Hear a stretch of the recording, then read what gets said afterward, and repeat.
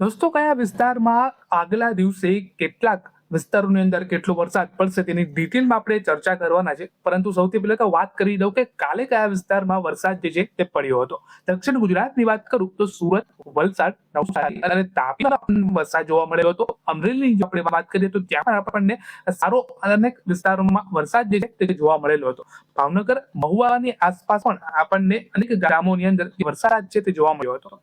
હવે વાત કરીએ કે આગામી આપણને શું પ્લાન છે કે 22 તારીખથી લઈ અને 25 તારીખની અંદર આપણને જે વરસાદ છે એ જોવા મળશે. જૂન મહિનામાં અઠવાડિયું છે તે છેલ્લું અઠવાડિયું છે એટલે મોટા ભાગે આપણને જે વરસાદ છે એ છેલ્લા અઠવાડિયાના છેલ્લા 2-3 દિવસે અનેક વિસ્તારોમાં જોવા મળશે. આમ તો જે આપણો વરસાદ હોય જૂન મહિનાનો એ 15 તારીખની આસપાસ જ હોય છે, પરંતુ આ વખતે આપણે જોઈએ છે સમાચારની અંદર તેમ આ વખતે આપણું ચોમાસું છે તે થોડુંક મોડું, થોડુંક લંબાઈ જેવું છે. પરંતુ આપણને જે આ અઠવાડિયું છે એના છેલ્લે આપણને સૌરાષ્ટ્રના મોટા ભાગે આપણને વરસાદ જોવા મળશે.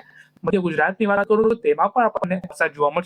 કચ્છમાં આપણને છૂટા છવાયેલા જે વાદળાઓ છે તે આપણને કચ્છની અંદર જોવા મળશે. કચ્છની અંદર બહુ આપણે વાવણી લાયક જે વરસાદ જોવા મળવો જોઈએ એવો અત્યારે આપણને કચ્છમાં જોવા નથી મળતો.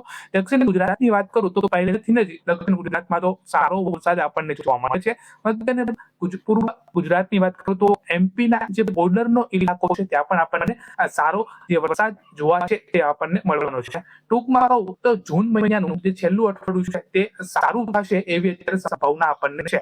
બનાસકાંઠા, સાબરકાંઠા, વાવ જેવા ઉત્તર ગુજરાતના કેટલાક વિસ્તારોમાં પણ આપણને જે બાકી રહેતો જે વરસાદ છે તે આખો આપણને ત્યાં પણ આપણને જોવા મળશે.